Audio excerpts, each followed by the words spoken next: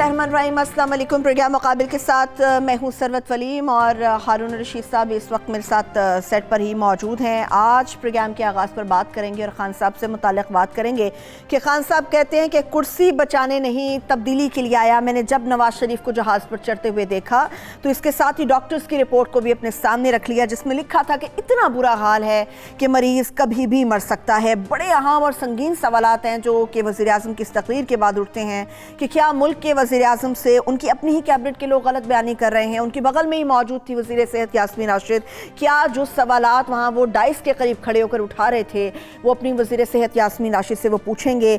इससे मुतालिक बड़ी डिटेल में बात होगी। बड़े और सवालात हैं जिनके जवाब हारून साहब से लेने की कोशिश करेंगे। मगर इसके साथ साथ हमने ये भी देखा कि मेडिकल रिपोर्ट्स के मुताबिक नवाज शरीफ साहब जो कि शदीद अलील हैं और जिनका लंदन और अमेरिका के अस्पतालों में इलाज होना बड़ा ज़रूरी है, अभी तक जो उनका मुआयना चल रहा है, तकरीबन 4 दिन गुजर चुके उन्हें गए हुए और ये मुआयना उनकी अपनी वहाँ लंदन में रिहाइशगाह पर जारी है। उनके ज़ाती मौलिज हैं डॉक्टर अदनान, वो कहते हैं कि नवाज शरीफ साहब की जो सेहत बहाली है उसमें कुछ महीने लग सकते हैं। याद रहे कि अदालत की तरफ से जो अंडरटेकिंग साइन की गई है और जो बताया गया है, जो हिदायत वाज़ेह हैं वो 4 हफ्तों की दी गई हैं, मगर डॉक्टर अदनान कहते हैं कि चंद महीने लग सकते हैं और जब भी डॉक्टर ज़रूरी समझेंगे उन्हें अस्पताल में दाखिल करा दिया जाएगा। मैं इससे मुतालिक में बात करूँगी और बड़ी इंपॉर्टेंट जो सिचुएशन डेवलप हो रही है वो PTI के फॉरेन फंडिंग केस से मुतालिक है जिसकी समाअत का आगाज़ 26 नवंबर से होगा।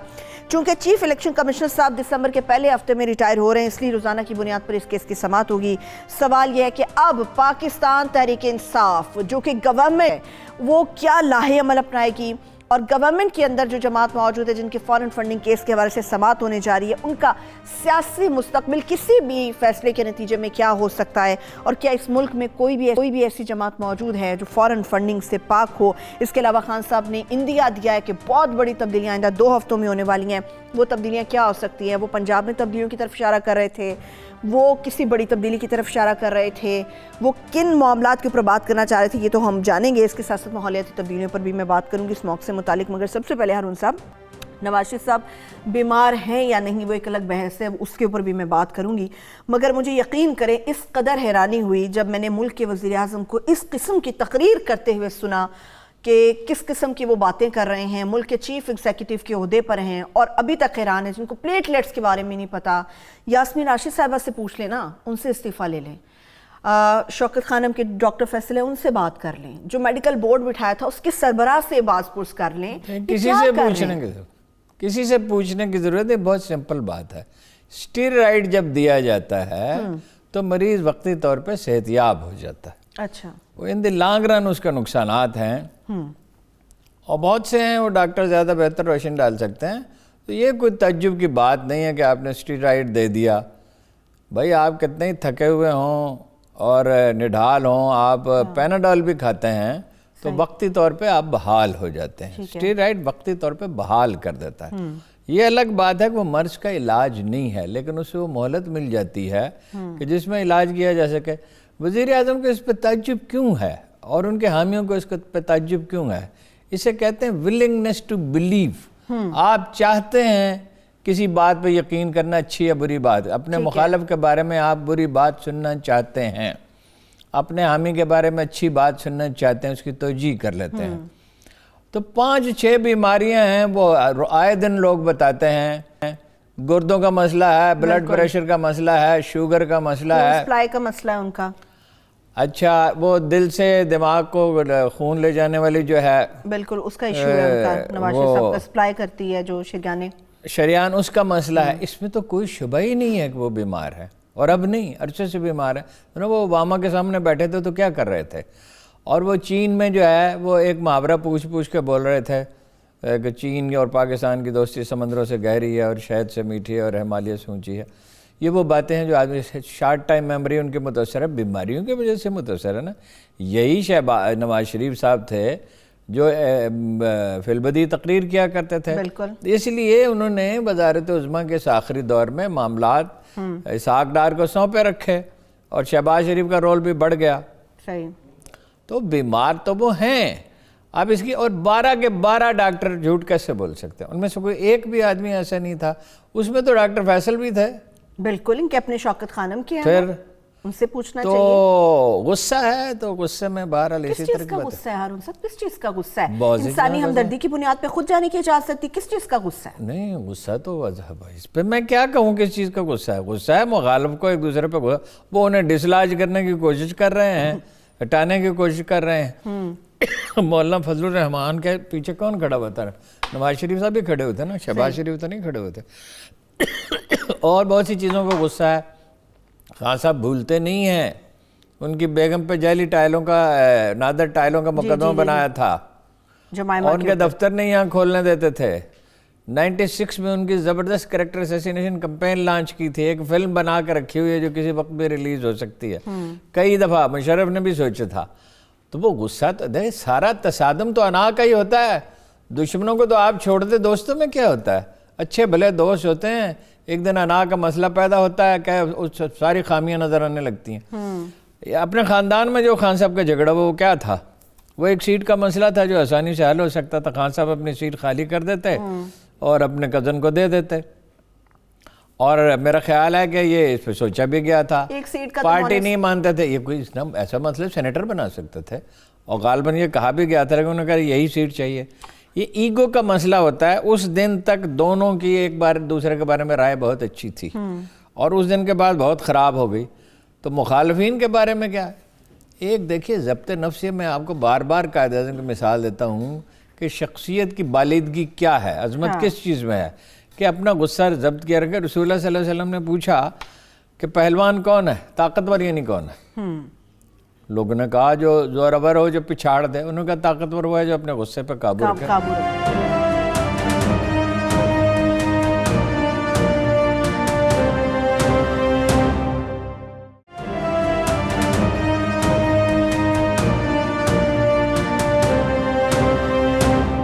ہارون صاحب مجھے یہ بتائیں کہ جب عمران خان صاحب یہ باتیں کر رہے تھے, یہ ساری باتیں کری جا رہے تھے کہ جی اس طرح سے ہو گیا, اس طرح سے ہو گیا, انسانی ہمدردی کی بنیاد پہ جانے دیا. بھٹو صاحب کے بارے میں یہ بڑا مشہور ہے کہ بھٹو صاحب جب کوئی فائل ان کے سامنے آتی تھی وہ پوری رات بیٹھ کے اس فائل کو پڑھتے تھے, اس کے بعد کوئی ڈیسیجن لیا جاتا تھا. آج خان صاحب ملک کے چیف ایگزیکٹو یہ بات کر رہے ہیں کہ جی میں نے طیارے پہ چڑھتے ہوئے نواز شریف کو دیکھا, میں نے فائل کھول لی. بھائی آپ کے پاس پہلے فائل نہیں تھی, پہلے آپ نے نہیں پڑھا. کہتے 15 بیماریاں تو اس فائل کے اندر لکھی ہوئی تھی جو مجھے کہیں نظر نہیں آ رہی تھی. پڑھنے کا رواج, آپ بڑے قریب رہے ہیں خان صاحب کے, پڑھنے کا رجحان ہے ان کا؟ نہیں, خان صاحب کو پڑھنے کا رجحان نہیں, مگر فائل تو پڑھ سکتے ہیں, ایسی باتیں. خان صاحب لکھ بھی سکتے ہیں. خان صاحب فلوئنٹلی آرٹیکل لکھ رہے ہیں. میں نے اپنے سامنے انہیں آرٹیکل لکھتے ہوئے دیکھا, اور کرکٹ پہ نہیں. یہ خان صاحب کا پہلا ذریعہ رزق جو تھا کرکٹ چھوڑنے کے بعد وہ آسٹریلیا کے اخبارات کے لیے لکھنا تھا. اور زلزلے پہ میں انہوں نے مضمون لکھتے ہوئے دیکھا. میں نے کہا تمہیں کیا پڑھی ہے؟ انہوں نے کہا بھائی 1000 پاؤنڈ ملیں گے. اچھا, 1000 پاؤنڈ اچھی خاصی تنخواہ ہے, ملازموں کی سب تنخواہیں ادا ہو جائیں گی. اس کے لیے وہ ایک انگریزی اخبار کے لیے کرکٹ پہ کمنٹری لکھتے تھے.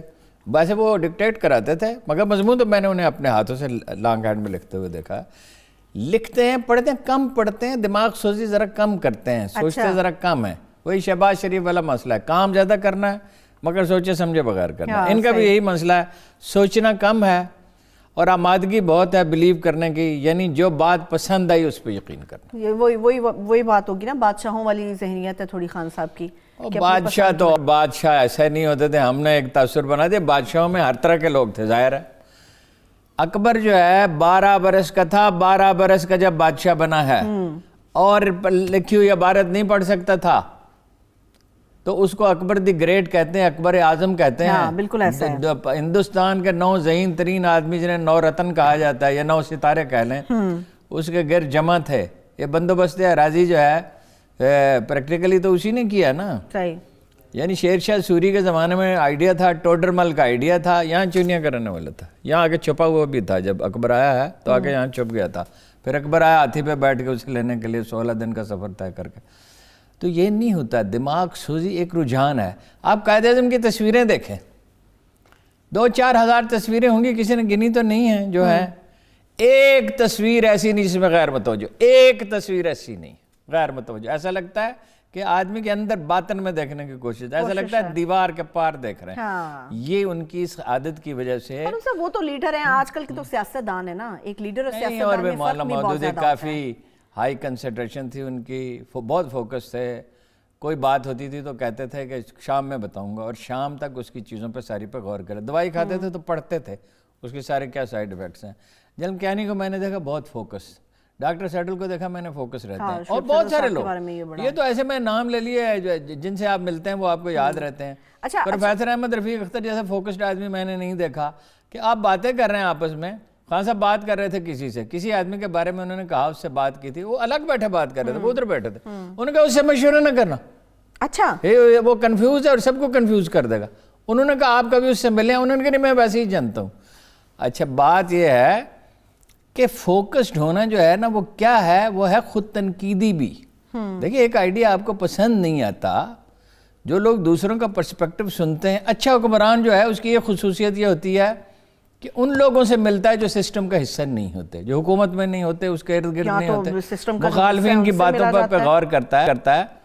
تو یہاں تو الزام اور دشنام ہے، اس سبھی کا یہ وتیرہ ہے، کسی ایک کو ہم کیا. اچھا ہارون صاحب یہ بھی تاثر لینے کی اور دینے کی کوشش کی جا رہی ہے کہ شاید جو پی ٹی آئی کا فالوور تھا اب اس کو بھی کسی حد تک خان صاحب کو تو سیٹسفائی کرنا ہے، ایک بڑی تعداد اسی کو سیٹسفائی کرنے کے لیے اپنے آپ کو سیٹسفائی کرنا ہے. دیکھو ہمارے ایک دوست ہیں ڈاکٹر طاہر مسعود صاحب، جرنلزم ڈپارٹمنٹ، بہت سی کتابیں انہوں نے لکھی ہیں، بڑے فصیح آدمی ہیں. وہ کہتے ہیں اپنی انا کو گنے کا رس پلاتے ہیں.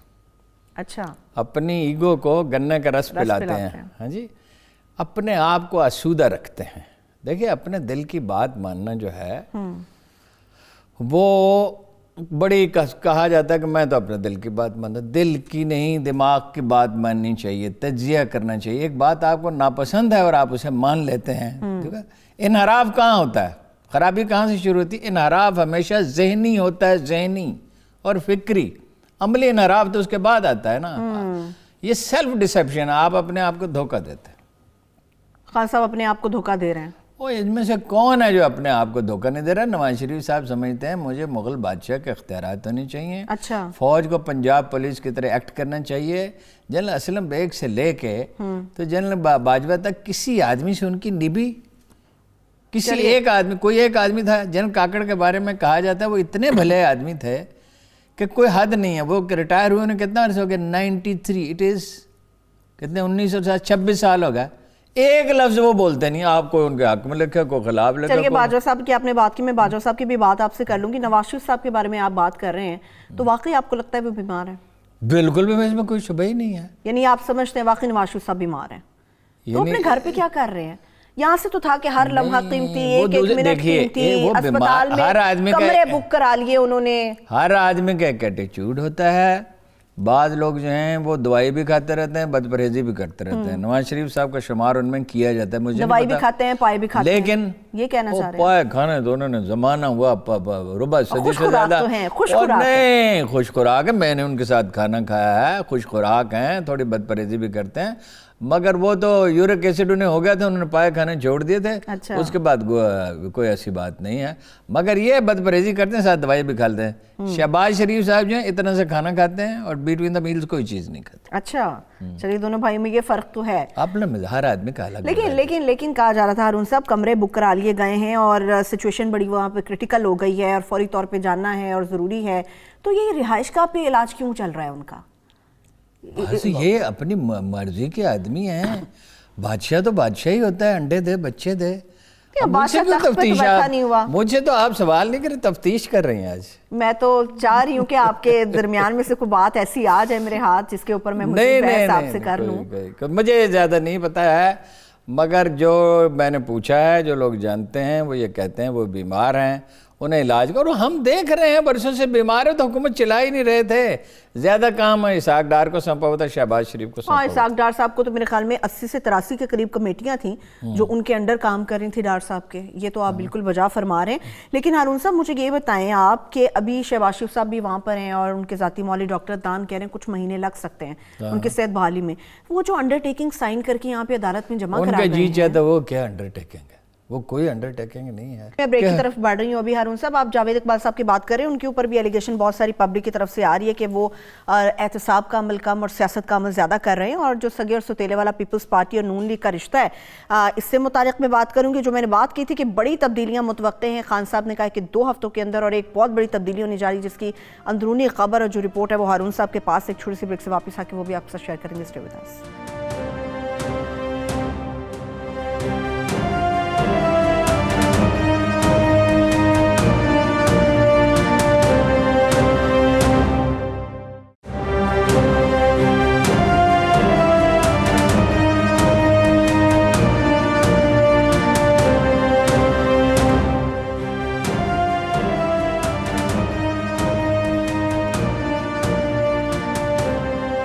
ویلکم بیک جی. پروگرام مقابل میں جس طرح بریک کی طرف بڑھتے ہوئے میں نے آپ سے بات کی تھی کہ بڑی امپورٹنٹ ڈیولپمنٹس جو ہیں جو آئندہ 2 ہفتوں میں ہونے والی ہیں, اور خان صاحب نے اس کا اعلان بھی کر دیا, مگر کچھ بڑی اہم خبریں ہیں جو کہ ہارون صاحب کے پاس ہیں. ہارون صاحب, کیا بڑی تبدیلی ہونے والی ہے؟ خبر ابھی رپورٹر نے دی ہے کہ پرویز الہی صاحب بات کر رہے ہیں نون لیگ کے لوگوں سے بھی. پرویز الہی صاحب اچھا, بزدار صاحب کے خلاف نو کانفیڈنس لانے کے لیے دسمبر میں وہ تو مل رہے ہیں ان سے, اور وہ بھی کر رہے ہیں, اپنا علیم خان صاحب بھی کر رہے ہیں. اب دونوں سے ہم رابطہ کرتے رہے, ابھی تک کسی نے رابطہ کیا نہیں. اگر ہو گیا تو جو پچھلے ہفتے اجلاس بلایا تھا پارلیمانی پارٹی کا, تو اس میں 100 سے کم آدمی شریک ہوئے.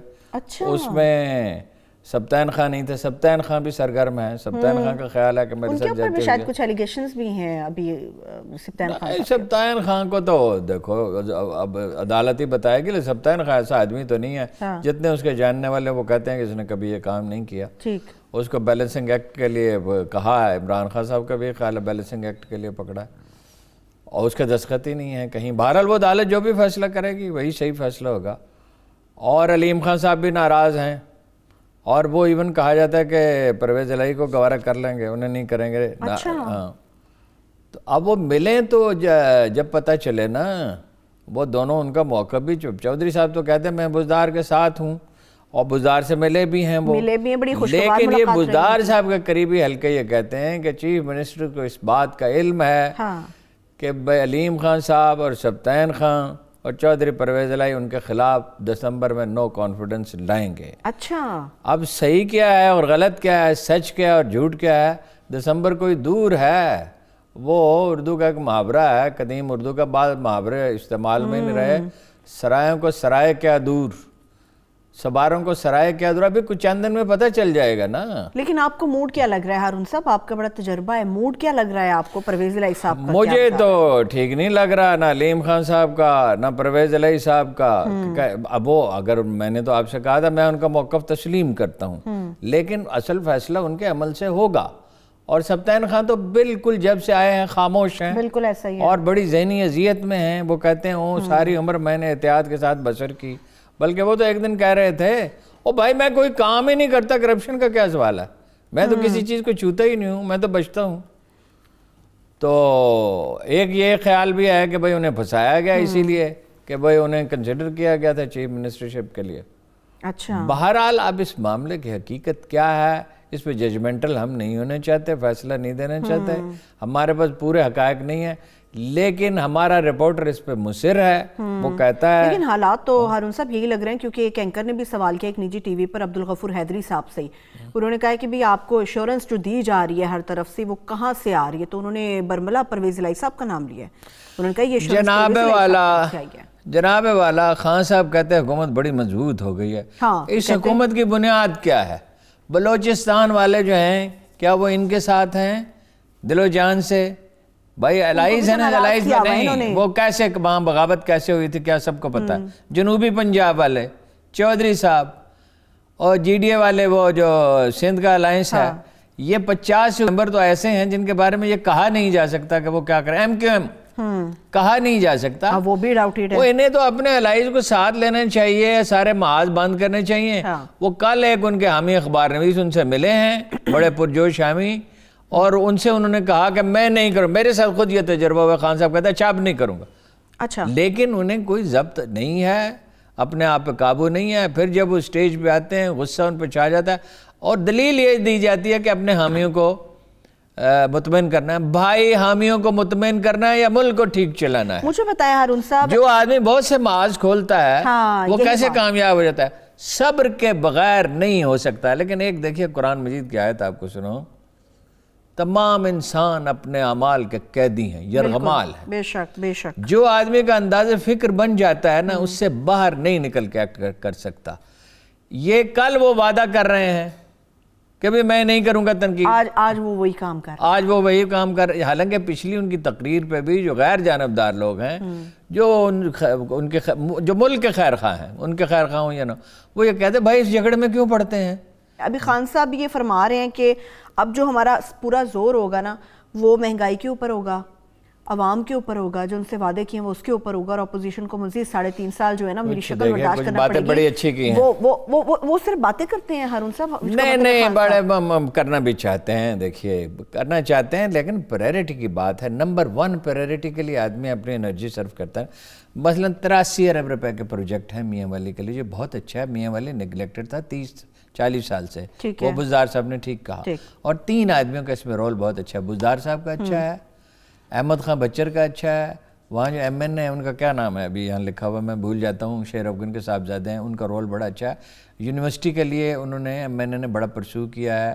یہ پارلیمانی سیکرٹری ہیں احمد خان بچر, بلا مقابلہ پاکستان میں شاید واحد آدمی جو منتخب ہوئے ہیں. بزدار صاحب بھی, یہ جو پسماندہ علاقے ہیں جنوبی پنجاب کے, ان کے لیے بجٹ رکھا ہے. بجٹ پیسے ریلیز کر دیے گئے یونیورسٹی کے لیے, اور 400 ارب روپے پڑا ہوا ہے ہائر ایجوکیشن کمیشن کے پاس, ان سے بھی کچھ پیسے ملنے کی امید ہے. سرگودا میاں والی 120 کلومیٹر کی ڈبل روڈ کے لیے بھی پیسے, mother and child care centre کے لیے اس کے لیے بھی پیسے ریلیز کریے. اچھی بات ہے ان علاقوں کے لیے کام, اور وہاں کام ہوگا تو لاہور والوں کو بھی اس کا فائدہ ہے, وسطی پنجاب کو فائدہ, بوجھ کم ہوگا, یہاں لوگ اتنے مائیگریٹ نہیں کریں گے. یہ کام اچھا. بلدیاتی اداروں پہ انہوں نے بڑا زور دیا عام حالات میں, اور واقعہ یہ ہے کہ بلدیاتی اداروں کے بغیر کوئی جمہوریت نہیں. یہ خان صاحب کہتے ہیں بالکل ٹھیک کہتے ہیں, مگر پریکٹیکلی اس میں دشواریاں ہیں. ماحول ٹھنڈا ہوگا تو کچھ ہو سکے گا نا. اچھا یہ سموگ پہ بات ہی نہیں کی انہوں نے. بھائی اتنی ہولناک صورتحال ہے کہ ایمنسٹی کو اس پہ اسٹیٹمنٹ جاری کرنا پڑا ہے. بڑا خطرناک کوئی 538 پہ چلا گیا ہے. 130 کے بعد خطرناک کے حدود شروع ہوتی ہیں. اسکول بند پڑے ہیں, 300 پہ ایمرجنسی لگا دیتے ہیں. اچھا پھر اس میں کرنا کیا ہے؟ یہ جو بجلی کے کنیکشن ان کے جو دھواں دے رہے ہیں, 50% پولوشن, کچھ لوگ کہتے ہیں 40%, کچھ کہتے ہیں 50%. موٹر سائیکلوں, کاروں, بسوں, ٹرکوں کی وجہ سے جو لاہور میں چل رہی ہیں. جب سڑکیں بڑی کر رہے تھے شہباز شریف صاحب اور شوکت عزیز صاحب, گاڑیوں کے لیے بینکوں سے کہا ہر ایک کو لون دے دو, کسی نے اس وقت سوچا نہیں. اچھا یہ جو میٹرو تھی, یہ پرویز الہی نے کس طرح پلان کی تھی؟ انڈر گراؤنڈ 4 لائنیں, یعنی 0.2 یعنی 1% بھی نہیں, اس کا بھی چوتھا حصہ ایشین ڈیولپمنٹ بینک نے 2012 میں یہ مکمل ہونی تھی, انہوں نے اوپر بنا دی. اس کا ماحولیات پہ بڑا برا اثر پڑے گا. سیمنٹ اور سریے کا جنگل بنا دیا شریف بردرز نے. خان صاحب نے اپنی کتاب میں بھی لکھا ہے, یہی لفظ ہیں, سیمنٹ اور سریے کا جنگل بنا دیا, کان پڑی آواز سنائی نہیں دیتی. تو اس کے لیے بھی کچھ کریں. اب وہ مولانا فضل الرحمان کیا تھریٹ ہے؟ اگر کوئی انہیں نقصان پہنچے گا اپنے ان حلیفوں کی وجہ سے پہنچے گا. نپولین نے کہا تھا allies and enemies, no friends in politics. سیاست میں دوست کوئی نہیں ہوتا. خان صاحب کو کون سمجھائے گا یہ بات؟ خان صاحب کو خود ہی سمجھنی ہوگی, نہیں تو ٹھوکر کھائیں گے تو سمجھیں گے. قسمت ہر بار تو موقع نہیں دے گی ہارون صاحب. ابھی موقع ہے, جب قدرت موقع دیتی ہے اسے فائدہ اٹھانا چاہیے. مہلت کو نعمت نہیں سمجھنے. مہلت کتنی ہے ویسے آپ ہمیشہ بتاتے ہیں؟ اللہ بہتر جانتا ہے. یہ دیکھیے ابھی 4-6 مہینے تو ہے. 4-6 مہینے آپ کا مطلب ہے مئی جون جولائی تک کام چلا جائے گا. لیکن اگر دسمبر میں نو کانفیڈنس منہ پیش تو پھر, لیکن یہ بھائی زیادتی ہوگی. اس لیے زیادتی ہوگی, آپ کسی حکومت کو کام ہی نہیں کریں تو کل جو حکومت آئے گی اس کی کون گارنٹی دے سکتا ہے؟ اس کو خان صاحب چلنے دیں گے؟ پھر اس کو خان صاحب چلنے دیں گے؟ وہ تو کہتے ہیں سب سے بیسٹ سیاست جو دھرنے کی اور کنٹینر کی وہ تو میں کرتا ہوں. وہ تو خان صاحب لیتے ہیں اس چیز کا پورا کریڈٹ, میرے پاس ہے کریڈٹ, میرے پاس ہے. یہ دیکھیے 2 سال میں فیصلہ ہو جائے گا. کچھ اشاریے اس کے اکانومی کے اچھے آ رہے ہیں, آج پھر کچھ خراب بھی آئے ہیں. اور مضبوط بنیادیں نہیں ہیں انڈسٹریلائزیشن کے بغیر آج کی دنیا میں کوئی ملک ترقی نہیں کر سکتا. ٹھیک ہے. اور اکانومی کی ڈاکومنٹیشن کے بغیر نہیں ہو سکتا. 2-3 چیزیں ہیں کرنے کی: پاپولیشن پلاننگ، پولیس کی اصلاح، عدلیہ کی اصلاح، اور فل سوئنگ میں انڈسٹریلائزیشن. اس کے لیے ہر طرح کے انسینٹیو دینے چاہیے تھے جیسے ڈینگ شاؤپنگ نے چین میں دیے، اور 30 سال میں وہ دنیا میں تاریخ انسانی میں سب سے زیادہ تیزی سے غربت ختم کرنے والا ملک بن گیا. 2.5 کروڑ رہ گئے، اقلیتوں کے لوگ، بوڑھے لوگ، ان پڑھ لوگ، دور دراز مقامات کے لوگ، 4 طرح کے لوگ غریب رہ گئے. اور انہوں نے معیار بھی $1.7 نہیں رکھا ہے، 2.2 میرا خیال ڈالر رکھا ہے، یعنی انٹرنیشنل سٹینڈرڈ سے اوپر رکھا ہے. یہ کرنے کا کام، اس کا ذکر بھی موصوف کرتے رہتے ہیں، چینی ماڈل، چینی ماڈل. ویسے ماڈل کوئی چینی جاپانی نہیں ہوتا، ماڈل عالمگیر ہی ہوتا ہے. آپ عصری حقیقتوں کو سمجھتے ہیں. بالکل بالکل ٹھیک ہے. یہ پاپولیشن جس طرح بڑھ رہی ہے تو اور پھر وہ بڑے شہروں کا رخ کر رہی ہے. ویسے ہارون صاحب دلچسپ بات یہ ہے کہ خان صاحب کو جہاں پہ اپنی پالیسیز کے حساب سے لگتا ہے نا کہ یہ ماڈل بہتر ہے، مجھے یہ بات کرنی چاہیے، وہ وہی کرتے ہیں. جہاں پہ ان کو لگتا ہے کہ قانون کی عمل درآمدگی کا ذکر آ جاتا ہے، وہاں پہ وہ ان ممالک سے تھوڑا پیچھے ہٹ جاتے ہیں. یہ خان صاحب کی اسپیشلٹی ہے. اچھا، آپ نے فیصلے کی بھی بات کی. اب پی ٹی آئی کا فارن فنڈنگ کیس بھی ہے، اور بہت زیادہ ایسے قانونی حلقے ہیں جو چہمگوئیاں کر رہے ہیں کہ کچھ بھی اس کا ڈیسیجن ہو سکتا ہے. لیکن اگر فیڈرل گورنمنٹ کی بات کرتے ہیں تو ہارون صاحب آپ کو لگتا ہے کہ یہ ہسٹری میں فرسٹ ٹائم ہے کہ کوئی گورنمنٹ کے اندر جماعت ہے اور اس کی فارن فنڈنگ کا کیس چل جائے، اور پھر اس کا رزلٹ کیا ہو سکتا ہے؟ ہسٹری میں اور بھی تو بہت کچھ پہلی دفعہ ہوتا ہے. وزیر اعظم کو ایک کو برطرف کر دیا، اس سے پہلے اس طرح تو نہیں ہوتا تھا آسانی سے. ایک اور وزیر اعظم جو ہے وہ گیلانی صاحب گئے، اور وہ راجہ پرویز اشرف کا کیا معاملہ ہوا آپ کو پتہ ہی ہے. تو یہ ہو تو سکتا ہے، اس لیے کہ 23 اکاؤنٹ ہیں، اس میں سے 5 اکاؤنٹ انہوں نے دکھائے ہیں. اور اکبر بابر صاحب کا الزام یہ ہے کہ $30 لاکھ آئے ہیں 3 کمپنیوں کے ذریعے. وہ تو بہت سے لوگوں پہ بہت سے الزامات، مگر انہیں ثابت کرنا پڑتا ہے نا. یہ اپنا تو کھاتا صاف کرے نا، اپنا تو بتائیں نا کہ ہمارا دامن صاف ہے. یہ دوسروں کے خلاف، اگر ان کے خلاف کارروائی ہوگی دوسروں کے خلاف بھی. یہ احتساب کا جب عمل شروع ہوتا ہے تو بچتا کوئی نہیں ہوتا. بالکل، نون لیگ اور پیپلز پارٹی دونوں کی انہوں نے کیونکہ وہ ایک ہنگامہ کھڑا کر دیں گے. اس لیے بہتر سب کے لیے یہی ہے کہ کوئی کھیل کے قانون طے کریں. فٹ بال کا ایک میچ بھی نہیں ہوتا ضابطوں کی پابندی کے بغیر، کرکٹ کا ایک میچ بھی نہیں ہوتا. یہ کیا کرنا چاہتے ہیں کہ ہر وقت ایک دوسرے پہ کوئی الزام تراشی کرتے رہیں، دشنام کرتے رہے، الزام لگاتے رہے، گالیاں دیتے رہے. یہ کیا کاروبار ہے؟ لیکن پی ٹی آئی والے ہارون صاحب کہتے ہیں عدلیہ کے ساتھ بھی معاملہ خراب کر لیا، میڈیا کے ساتھ پہلے ہی خراب ہے، عدلیہ کے ساتھ تو ویسے سینگ پھنسا لیے ہیں، اپوزیشن کے ساتھ بھی خراب ہے، حلیف بھی خوش نہیں ہے. تو کام کس وقت کریں گے؟ نہیں حکومت مضبوط ہے. مجھے خان صاحب کی بات پہ یقین ہے، حکومت مضبوط ہے ہماری. اللہ کرے آپ کی بات صحیح ہو، ملک میں استحکام رہے، 4 سال حکومت چلے. اگر عمران خان صاحب کامیاب ہوں گے تو یہ ملک کی کامیابی ہوگی. کوئی بھی حکومت میں اگر بھی شامل ہے تو اگر ہے نا، اس اگر کا ہم کیا کریں؟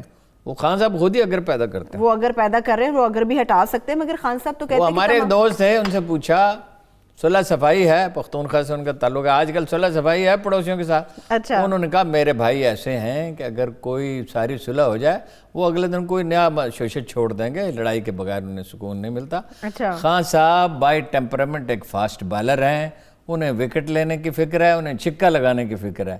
زندگی میں ایسا نہیں ہوتا. میری بڑی ریکویسٹ ہے ہارون صاحب، شاید آپ کی خان صاحب بات سن لیں، میری بڑی ریکویسٹ ہے انہیں کہ خدا کے واسطے اب وہ کرکٹر کے موڈ سے ذرا باہر آ جائیں. اب وہ ملک کے وزیر اعظم ہیں، وہ اپوزیشن لیڈر بنے ہوئے، وہ تو اپوزیشن لیڈر کے موڈ سے نہیں نکل رہے ابھی تک. وہ اپنا فواد صاحب ہے نا اس کام کے لیے، اور محترمہ فردوس شاہ کاوان ہیں، اور بتیرے لوگ ہیں. ایک آدمی ہے جو بات کر سکتا ہے، وہ آدمی بریک سے واپس آ گیا. اچھا ٹھیک ہے، چلیے میں ذرا بریک کی طرف بڑھ رہی ہوں. جب بریک سے واپس آئیں گے وہ کون سا آدمی ہے جو ہیلپ کر سکتا ہے اس معاملے میں، ایک چھوٹی سی بریک سے واپس آ کے بات کریں گے. اس کے ساتھ ساتھ P T I foreign funding case سے متعلق مزید بھی بات کرتے رہیں گے. اسٹے ود اس.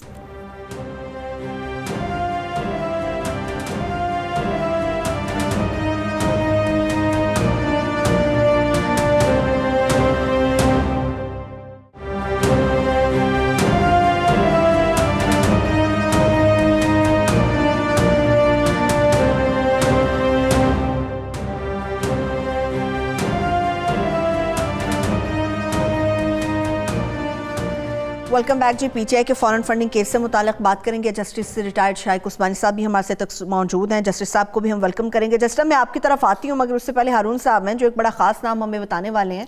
नहीं वो ऐसा आपने बहुत क्यूरियोसिटी पैदा कर दी। असद उमर साहब उनसे बात कर सकते हैं। असद उमर साहब तो दोबारा कैबिनेट में आ गए हैं। वो जाहिर वो उन्हें पसंद बहुत करते हैं खान साहब, वो धीमे आदमी सलीके से बात करते हैं।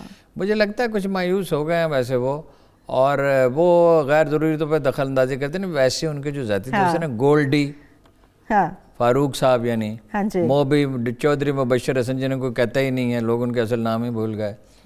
हमारे भी दोस्त हैं ये सब। और यूसुफ सलाउद्दीन, ये मिले थे 2 महीने पहले, मैंने पूछा नहीं क्या हुआ।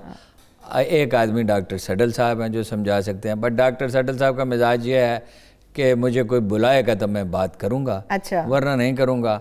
उनसे मशवरा कर लें। ये तो खैर उनका ज़ाती दोस्त हैं और शायद इतना सियासत में इन्हें दिलचस्पी नहीं है। यूसुफ सलाउद्दीन को शायद हो, मगर वो इतना समझते नहीं हैं अपना। मेरे ख़्याल में doctor सडल is the best person जिन्होंने मशवरा करना चाहिए, और उनके से मशवरा करने के अलावा उनसे कहना चाहिए कि 2-3 और नाम तजवीज़ करें। और थ्रेड बेयर डिस्कशन किसी दिन करनी चाहिए। एक दिन छुट्टी करें, किसी जगह चले जाएं और बैठ कर सुबह से शाम तक डिस्कशन करें। ख़ुद एहतसाबी के बग़ैर कोई तरीका नहीं है। आदमी अपनी नाकामियों का ज़िम्मेदार होता है, आदमी ही अपनी कामयाबियों का ज़िम्मेदार होता है। अल्लाह से दुआ भी करें तो कोई रास्ता निकल आएगा। इस्तेहकाम होना चाहिए मुल्क में। ये सूरत हाल ख़तरनाक है, दुश्मन आपके घात में बैठा हुआ है और जस्टिस साहब इंतज़ार कर रहे हैं आप उनसे बात। चलिए, मैं असद उमर साहब के मुतालिक बाद में आपसे बात कर लेती हूँ। ज़रा जस्टिस साहब की तरफ चले जाते हैं। अच्छा जस्टिस साहब, मुझे ये बताइएगा, पीटीआई फॉरेन फंडिंग केस की जब हम बात करने वाले हैं तो कानून इस हवाले से क्या कहता है? बहुत सारे ऐसे कानूनी हलके हैं जो ये बात कर रहे हैं कि जी इससे कुछ नहीं होगा। पीटीआई चूँकि फेडरल जमात है, इस गवर्नमेंट के अंदर है, कुछ ना कुछ ऐसा नुक्ता वो भी निकाल सकते हैं कि कोई नुकसान नहीं होगा पीटीआई को। तो आप क्या समझते हैं कि कानून इस हवाले से क्या कहता है कि पीटीआई के कौन कौन से ऐसे ऑप्शंस हैं जो ज़ेर गौर लाए जा सकते हैं, या किस किस्म का फैसला आता है जो कि पीटीआई को सिक्योर करता है, उनकी हुकूमत को भी और उनकी जमात को भी? ये फॉरेन फंडिंग जो है पार्टीज की पाकिस्तान में, ये कोई अनयूजुअल बात नहीं है। ये जितनी पार्टीज हमारे मुल्क में हैं, खासतौर से बड़ी बड़ी पार्टीज हैं, उनके नाम मैं नहीं लेना चाहता, और सबकी फॉरेन फंडिंग तो सबकी होती है। ठीक। तो अब ये सिर्फ देखना ये है कि फॉरेन फंडिंग किस सोर्स से होती है, ये मेन चीज है। वैसे तो आपको अगर कोई डोनेशन करता है बाहर से आपको, तो ये नॉर्मल चीज है। हमारे मुल्क में तो ये रोज का मामला है, बाहर से पैसे आते हैं लोगों के पास, लोगों के घर चलते हैं बाहर के पैसों से जी। तो फॉरेन ये पार्टीज को भी डोनेशन आती हैं, उसमें कोई मुज़ायका नहीं है। डोनेशन आने में कोई मुज़ायका नहीं, चाहे फॉरेन फंडिंग से हो, खासतौर से ऐसे मुल्क में जहाँ पे कि बहुत से लोग बाहर रहते हैं और बाहर काम करते हैं। ठीक है। लेकिन सिर्फ सिचुएशन ये है कि वो पैसे कहाँ से आते हैं। अगर तो वो किसी हमारे दुश्मन मुल्क से आते हैं, किसी दुश्मन जो मुल्क की हुकूमत से आते हैं, या मुल्क के किसी सेंसिटिव अदारे से आते हैं, तो उस सूरत में यकीनन तशवीश का मामला है। और अगर वो किसी क्रिमिनल के अकाउंट से आते हैं, स्मगलिंग से आते हैं, किसी और चीज से आते हैं, तो वो भी तशवीश का मामला है। लेकिन इस चीज को प्रूफ करना बहुत ही मुश्किल है कि इसका सोर्स क्या है। तो मेरे ख्याल में ये जो फॉरेन फंडिंग का जो केसेस चल रहे हैं, इसका इवेंचुअल कोई खास अंजाम नहीं होगा, क्योंकि कोई प्रूफ किसी के पास भी नहीं होगा कि फॉरेन फंडिंग जो है वो किसी क्रिमिनल एलिमेंट्स की तरफ से आई है, या किसी गवर्नमेंट की तरफ से आई है, किसी सेंसिटिव अदारे की तरफ से आई है। इसका प्रूफ नहीं होगा। अगर प्रूफ नहीं होगा तो कानूनी तौर पर उसके खिलाफ कोई कार्रवाई नहीं। लेकिन सर वो जो कहा जा रहा है, दूसरा पहलू जो है कि 23 अकाउंट हैं और सिर्फ 5 अकाउंट दिखाए गए हैं और बाकी की तफसील नहीं बताई गई है, और उस पर पार्टी के सदर के हैसियत, पार्टी के चेयरमैन की हैसियत से खान साहब का दस्तखत हैं। तो ये कंसीलमेंट जो है इस पर 62 और 63 अप्लाई नहीं होगा, नहीं हो सकता। देखिए, ये तो उसमें आ गया ना कि वो पैसे जो हैं गलत अकाउंट में, जिस तरह जरदारी साहब के केसेस चल रहे हैं उनके खिलाफ, वो गलत अकाउंट में डाले गए हैं, किसी आपकी चपरासी के नाम पे, किसी के नाम पे, इस किस्म की बात है। तो ये हो सकता है कि इस चीज में प्रॉब्लम हो, लेकिन वो एक लॉन्ग विंडेड प्रोसेस है। उसके लिए कोर्ट में केस करना पड़ेगा, फाइल करना पड़ेगा, प्रूव करना पड़ेगा, और ये इलेक्शन कमीशन तो उसका फैसला नहीं कर सकेगा। उसके लिए इलेक्शन कमीशन को नहीं करना चाहिए। وہ نہیں کر پائے گا. الیکشن کمیشن نہیں کر پائے گا, اس کے لیے ان کو کورٹ میں جانا اور پڑے پھر معاملہ ہائی کورٹ میں جائے گا اگر کرتا ہے تو گا, وہ آگے جائے گا, ٹرائل ہوگا اس کا. یہ کتنا لمبا پروسیس ہو جائے گا جسٹس صاحب, یہ کتنا لمبا پروسیس ہے؟ کافی لمبا پروسیس ہو جائے گا. اچھا اس میں مجھے یہ بھی آپ یہ بتائیے گا. فرما رہے ہیں کوئی فوری خطرہ نہیں ہے؟ نہیں, فی الحال امیجیٹ کوئی خطرہ نہیں. ٹھیک ہے. اچھا جسٹس صاحب, کیا یہ صرف ایک پریشر کے لیے ہے کیونکہ اپوزیشن کافی زیادہ ہمیں کانفیڈنٹ نظر آ رہی ہے کہ یہ کیس ہے اور پی ٹی آئی کے اگینسٹ فیصلہ آئے گا اور ڈیفینیٹلی بہت بڑا یہ سیٹ بیک ہو سکتا ہے, مگر پی ٹی آئی کانفیڈنٹ ہے کہ آڈٹ شدہ بہت ساری چیزیں جو کہ عدالت کے اندر موجود ہیں, اور آپ بتا رہے ہیں کہ لمبا پروسیس بھی ہو سکتا ہے. چیف الیکشن کمشنر جو ہیں وہ بھی دسمبر کے پہلے ہفتے میں ریٹائر ہو رہے ہیں, تو یہ معاملہ آپ کو لگتا ہے کہ بس چند دن اٹھے گا, اس کے بعد یہ معاملہ بالکل ٹھنڈا ہو جائے گا, رہبر کمیٹی یا اپوزیشن بھی بالکل نارمل ہو جائے گی اور خان صاحب کے لیے کوئی زیادہ مشکلات نہیں ہیں؟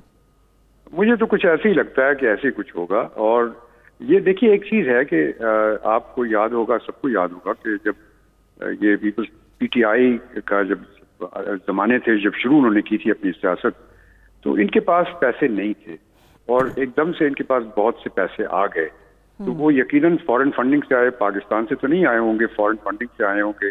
ان کے پاس اپنے پاس اتنے پیسے نہیں تھے, یہ تو یقینی بات ہے. اب اگر اس کو پروو کرنا چاہتے ہیں کہ وہ پیسے انلیگل طریقے سے آئے ہیں, غلط آئے ہیں, غلط اکاؤنٹس میں آئے ہیں, تو اس کے لیے جیسے میں نے آپ سے کہا کہ پراپر ٹرائل کرنا پڑے گا, ورنہ تو ان کو پنش نہیں کر سکتے. بہت شکریہ, تھینک یو سو مچ ماہر قانون جسٹس. ایک جو ہے نا, دو چیزیں سامنے رہنی چاہیے. جی, بڑا ایمبیگوٹی ہے اس میں, لوگ بھول جاتے ہیں جب بحث میں شدت آتی ہے تو بنیادی حقائق بھلا دیا جاتا ہے. ٹھیک. ایک یہ کہ 70-80% شاید اس سے بھی زیادہ پاکستانی عمران خان کے حق میں ہیں. ٹھیک. آپ کہیں چلے جائیں, اسکینڈینیویا چلے جائیں, برطانیہ جائیں, امریکہ جائیں, جہاں کہیں ہم گئے, ہم نے دیکھا کہ لوگ ان کے پیچھے کھڑے ہوئے ہیں. جیسے پختونخوا میں ہم ہر طرح کے تجزیے سنتے تھے, لیکن جو لوگ گئے وہاں پہ سروے کیے کانسٹیچوئنسیز میں, انہوں نے کہا کہ کوئی ہرا نہیں سکتا انہیں پختونخوا میں. 33 کی سے شہر خدا پڑا تھا پشاور, اور 33 کے پچھلی دفعہ سیٹیں لی تھی تو اس دفعہ 65 لی. اوورسیز پاکستانیز ان کے ساتھ ہیں.